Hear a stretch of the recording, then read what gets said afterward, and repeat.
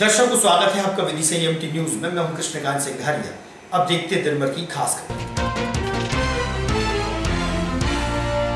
राष्ट्र निर्माण में सहायक होने वाले बच्चों का भविष्य है अधर्म। बेतवा नदी के घाट पर असुरक्षित व खतरे के साए में पकड़ते हैं मछलियां।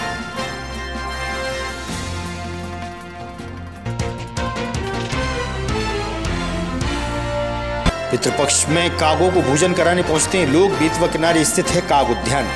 कागों के भोजन के महत्व पर डाला प्रकाश।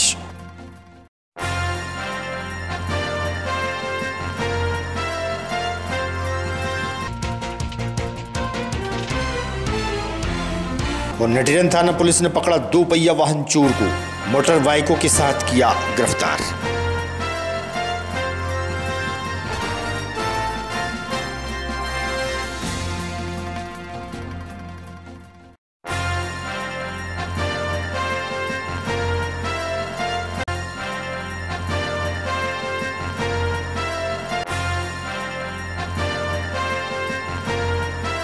अब खबर विस्तार से। जीवनदायिनी मां बेतवा नदी के तट पर देखने में आया कि छोटे छोटे मासूम बच्चे खतरे की साए में मछली पकड़ने का कार्य कर रहे हैं। ये मासूम बालक शायद खतरे से अनजान है। बेतवा के तट पर बैठकर मछली पकड़ते हैं। असुरक्षित और खतरे के बीच इन बच्चों द्वारा यह कार्य किया जाता है। जबकि बेतवा के घाटों पर SDRF व होमगार्ड जवान भी तैनात रहते हैं, लेकिन उनकी नज़र इन पर नहीं जा पाती। वहीं बच्चों का भविष्य संवारने के लिए NGO भी चल रहे हैं, लेकिन हालात देखे जा सकते हैं। बचपन बचाओ आंदोलन देश भर में चल रहा है। बच्चों का जीवन आज देखा जा सकता है। राष्ट्र निर्माण में सहायक होने वाले बच्चों का भविष्य असुरक्षित है। इस ओर ध्यान देना आवश्यक है।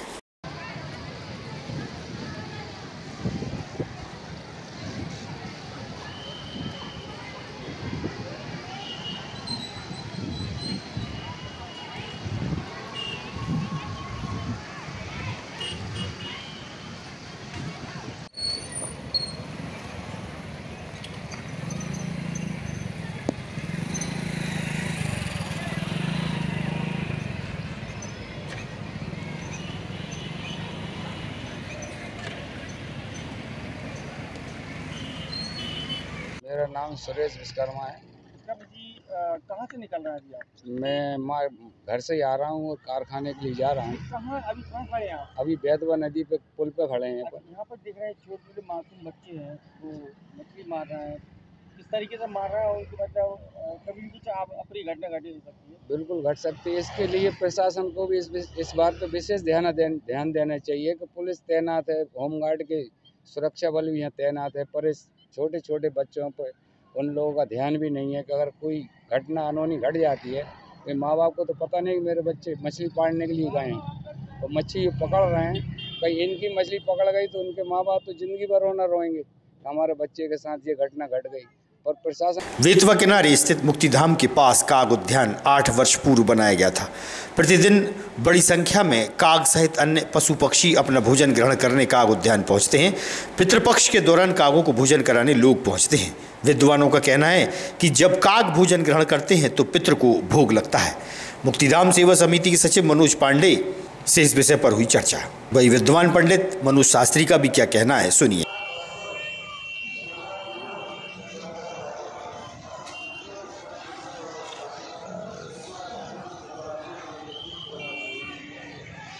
कौन सा उद्यान है, क्या उद्देश्य इसका, कहाँ पर है? मनोज पांडे, सचिव मुक्तिधाम सेवा समिति। विदिशा के मुक्तिधाम के परिसर में काग उद्यान बना है और निश्चित है कि अभी तो पितृपक्ष चल रहे हो। पितृपक्ष में तो ऐसा भी माना जाता है कि कागों को भोजन कराना सीधे हमारे पितरों को अर्पित होता है। लेकिन आपको तो पता है कि 365 दिन यहाँ काग रसोई रहती है और कागों को बचाने के एक बड़ा काम चल रहा है। धार्मिक रूप से कहें तो हमारे पितरों के प्रतीक स्वरूप हम मानते हैं और सामाजिक और स्वास्थ्य की दृष्टि से कहें तो कीट भक्षण का सबसे बड़ा कारक होता है काग, जो हमारे शरीर को अनिष्ट और उससे बचाता है।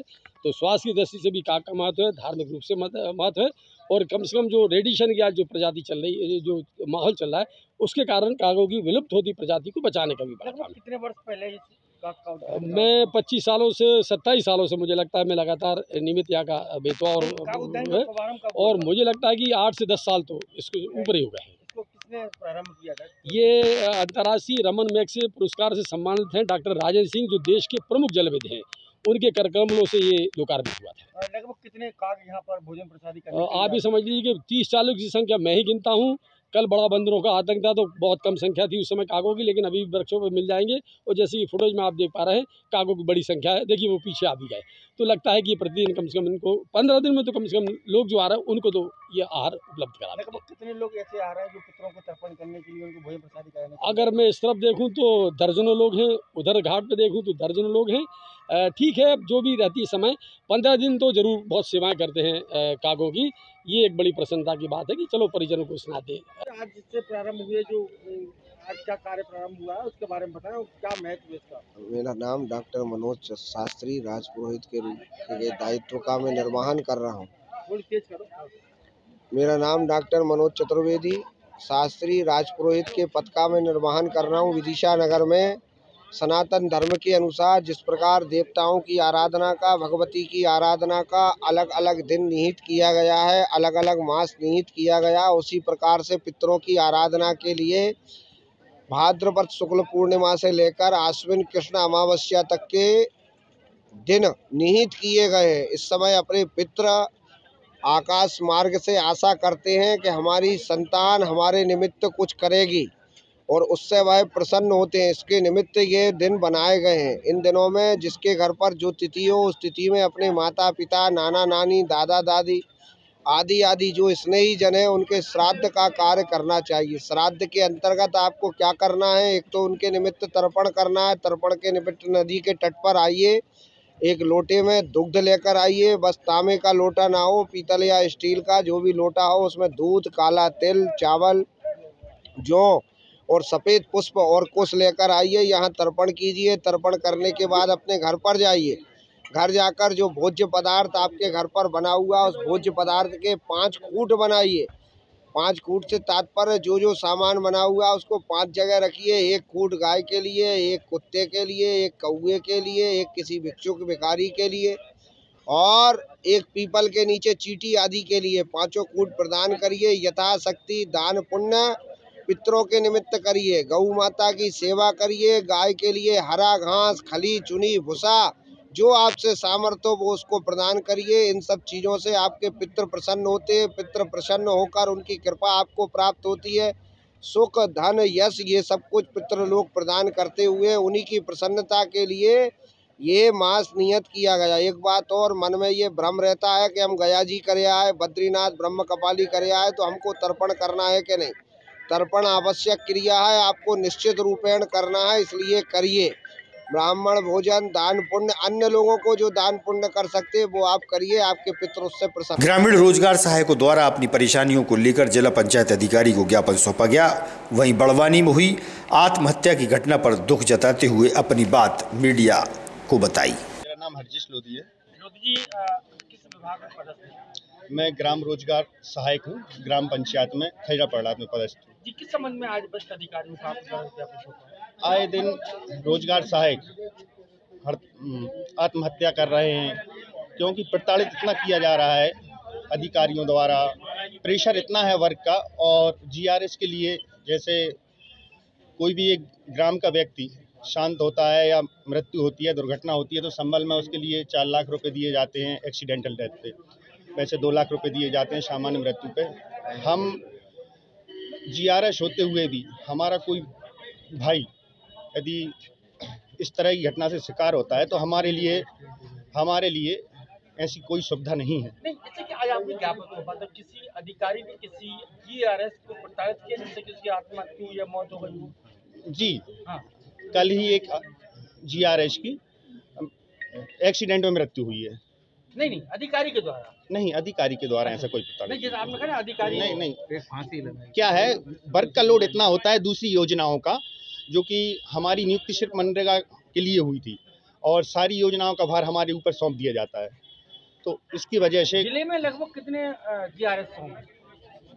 563 जितनी पंचायत में उतनी जीआरएस हैं, कुछ कम हैं, कोई खाली हैं। तो रत्नेश शर्मा। जी शर्मा जी, किस संबंध में ज्ञापन सौंपा आप लोगों ने? ये हमारी जो मांगे थी माननीय पूर्व मुख्यमंत्री शिवराज सिंह जी ने भी हमारी कुछ मांगों का समर्थन किया था, जिनमें से कुछ पूरी हो गई हैं, कुछ पूरी नहीं हो पाई हैं। और जो हमारे साथी अकारण मृत्यु के गाल में समा जाते हैं, जिनको कि कोई भी सुविधाएं नहीं प्राप्त होती हैं। आपके साथी के द्वारा अधिकारियों पर आरोप लगाया कि दबाव डाला जाता है, आत्महत्या करना जीआरएफ, वो कोई कोई ऐसी घटना घटित हुई कहीं पर? नहीं, एक फांसी की घटना आई है और बड़वानी जिले में विदिशा जिले में बड़वानी में आई है। तो उस संबंध में भी ज्ञापन वगैरह हुआ था, अभी बड़वानी जिले में रैली निकाल के प्रदेश अध्यक्ष जी ने किया था। क्या है आप लोग? हम ये चाहते हैं कि हमारी जो नियुक्ति हुई है मनरेगा अधिनियम के तहत हुई है, मनरेगा के तहत ये हमसे समस्त कार्य करा रहे हैं। तो अगर सभी कार्य कराना है तो हमें सहायक सचिव के पद पर नियमितीकरण कर दिया जाए और फिर सारे कार्य कराएं, वरना। भारतीय जनता पार्टी द्वारा पीतल मिल चौराहा स्थित डॉक्टर भीमराव अंबेडकर की प्रतिमा के समक्ष धरना प्रदर्शन किया गया। विपक्ष के नेता राहुल गांधी की टिप्पणी पर विरोध जताया गया। भाजपा के नेता व कार्यकर्ता मौजूद रहे। मैं लगभग 2 घंटे से देख रहा हूँ कि जो भी लोग निकल रहे हैं वो रुक करके जानना चाह रहे हैं कि यहाँ पर क्या हो रहा है, क्यों हो रहा है। जब सरकार भारतीय जनता पार्टी की है, केंद्र में सरकार भारतीय जनता पार्टी की है, फिर ये में जाकर जिस प्रकार से राहुल गांधी ने आरक्षण को लेकर टिप्पणी की है, उससे संपूर्ण देश में रोष व्याप्त है और भारतीय जनता पार्टी के हमारे अनुसूचित जनजाति मोर्चे के द्वारा धरना दिया जा रहा है। वास्तव में इस देश को आवश्यकता है सभी के साथ सब आगे बढ़ें, देश प्रगति करे। ये बात तो उनको करना चाहिए, बल्कि देश तोड़ने वाली जैसी बात वो कर रहे हैं। जो व्यवस्थाएं देश में लागू हैं उसी के अनुसार देश चलता है, संविधान के अनुसार देश चले। ये पार्लियामेंट में भी वो संविधान की किताब ले जाकर उन्होंने जो है शपथ ली थी, और दुर्भाग्य है कि उसी संविधान में जो व्यवस्थाएं दी हैं आरक्षण को लेके उसको हटाने जैसी बात वो कर रहे हैं, दुर्भाग्यपूर्ण है। भारतीय जनता पार्टी के सभी कार्यकर्ता उनके इस वक्तव्य की न केवल आलोचना करते हैं, भर्त्सना करते हैं, और हम सब लोग आंदोलित हैं उनके इस जो वक्तव्य है उसको लेकर, और उनके खिलाफ आज हम धरना दे रहे हैं। रविशंकर पंथी, अनुसूचित जाति मोर्चा जिलाध्यक्ष विदिशा। आज संविधान के रचयिता भीमराव अम्बेडकर के समक्ष आप लोग बैठे हैं, क्या पूरा घटना है? ये घटना है कि अपने देश के जो विपक्ष के नेता हैं राहुल गांधी जी, इनने अमेरिका में जाकर देश विरोधी जो आरक्षण है उसके लिए ये बोला है कि आरक्षण हम ख़त्म कर देंगे जब हम आएंगे। और अभी तक इनने जो कांग्रेस की सरकार रही, इनने आरक्षण के नाम पर जनता को छला है और आरक्षण के लिए जितना मिलना था उतना आरक्षण नहीं दिया है। बंटी नगर निवासी प्रदीप विश्वकर्मा व भान सिंह लोधी के खाते में आ रहे विदेश से लाखों रुपए को लेकर इन्होंने जिला मुख्यालय पहुंचकर आवेदन दिया है कि पीतल मिल निवासी मोहित शर्मा द्वारा इनके खाते बैंक में खुलवाए गए थे, जिन खातों में फंडिंग हो रही थी। खातों को सील कर दिया गया है। इन्होंने बताया कि बेवकूफ़ बनाकर खाते खुलवाए गए हैं। वहीं मोहित शर्मा द्वारा भी शिकायत की जा रही है।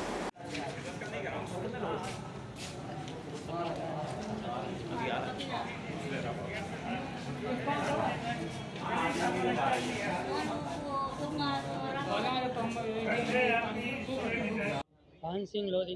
कहाँ रहते हैं आप? बंटी नगर में।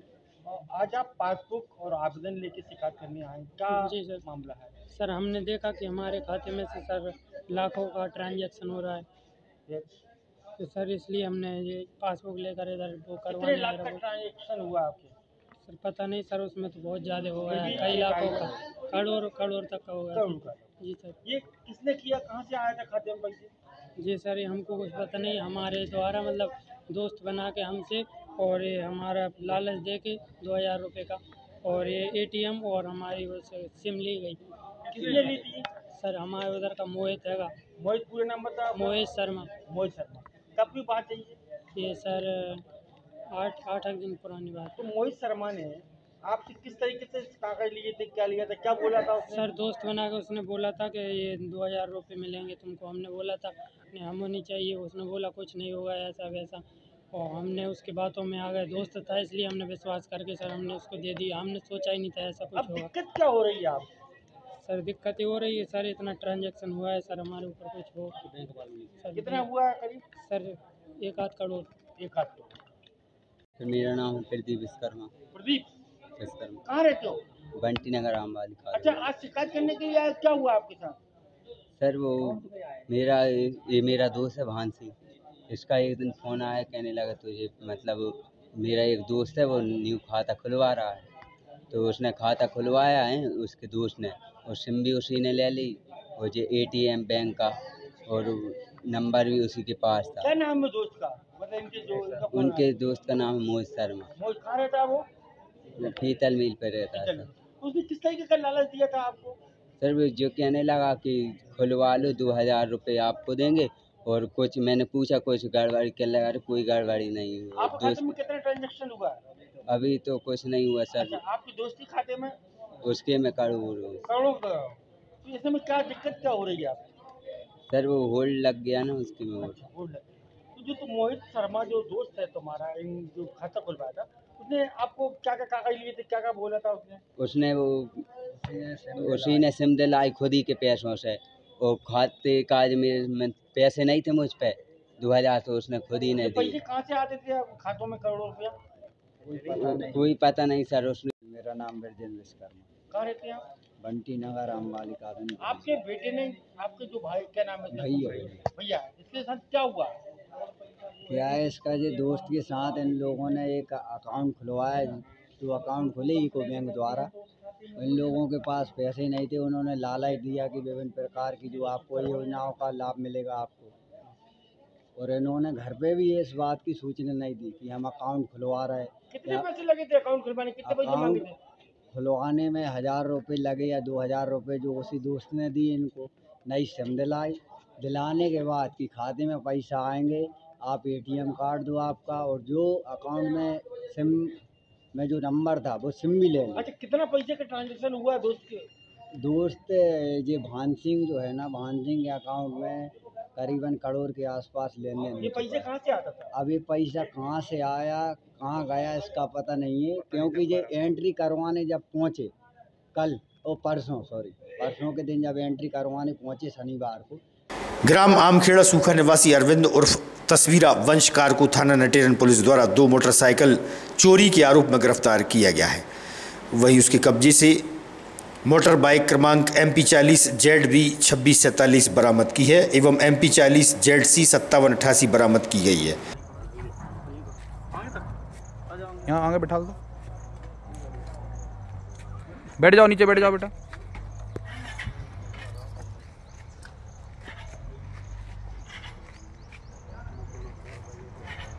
थाना नटेरन पुलिस द्वारा क्षेत्र के विभिन्न स्कूल व स्थानों पर सेफ व अनसेफ टच अभियान के तहत बच्चों को जागरूक किया गया। थाना प्रभारी आशुतोष सिंह व उपनिरीक्षक सालिग्राम प्रजापति व महिला आरक्षक हिमांशु साहू द्वारा बच्चों को आवश्यक जानकारियां दी गईं। द्वारा या किसी माध्यम द्वारा निकाल लिया तो मजबूर है कि तो तत्काल इसका निराकरण करना 19 और जो बच्चों को बताया मैं हमने ये महिला सुरक्षा का नंबर है। कभी भी कहीं भी जरूरत पड़ती है, कोई गलत करता है या किसी और लड़की के साथ गलत हो रहा है तो इस नंबर पर बताओगे, ठीक है? आगे आप लोगों को समझ में कौन यूज करते हैं? सभी यूज करते होंगे, लगभग तो सभी यूज करते हैं ना। डायल 100 के 3 नंबर नोट कर लो।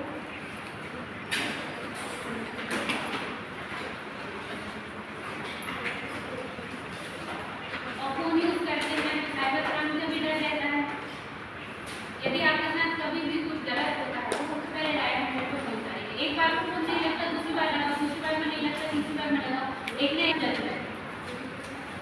और ये डायल 100 है।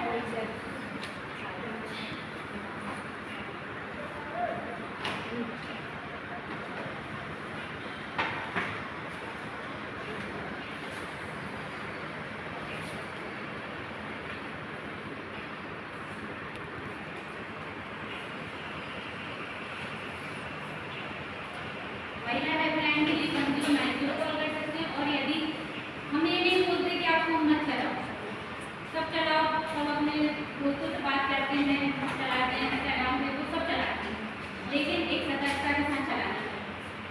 और यदि किसी भी तरह का कोई फ्रॉड होता है, कोई लालच देता है कि हम इतने पैसे आपके अकाउंट में ट्रांसफर करना है, तो OTP देना वगैरह, इस तरह का कोई भी फ्रॉड होता है तो उसके लिए 1930 को कॉल करना है, ठीक है? एक बार में नहीं, 2 बार में, 1 घंटे के अंदर पूरी इन्फॉर्मेशन उनके साथ शेयर करना है। ऐसा होगा, ये कंडीशन हो गया है तो आपको समाधान हो जाएगा। और गुड टच बैड टच के बारे में लगभग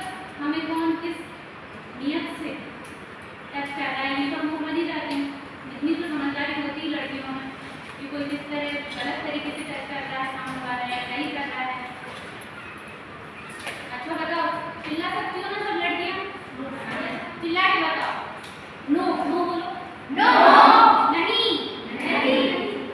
यदि कोई आपको गलत तरीके से टच करता है तो सबसे पहले क्या करोगी? चिल्लाओगी, दूर हटोगी उससे और भाग के कहाँ जाओगी? मम्मी के पास, पापा के पास, और यदि स्कूल में हो तो टीचर के पास, प्रिंसिपल के पास। सबसे पहले जाके बताओ अपने गार्जियन को, पेरेंट्स को, जिसको आप जिसके पास सुरक्षित फील करते हो, जिसको आप अपनी सारी बात करते हो। और कभी किसी से बात करके छुपाना नहीं है। यदि कोई आज की खबरों को देते ही पर विराम। आगामी खबरों के लिए आप देखते रहिएगा विदिशा EMT न्यूज। नमस्कार।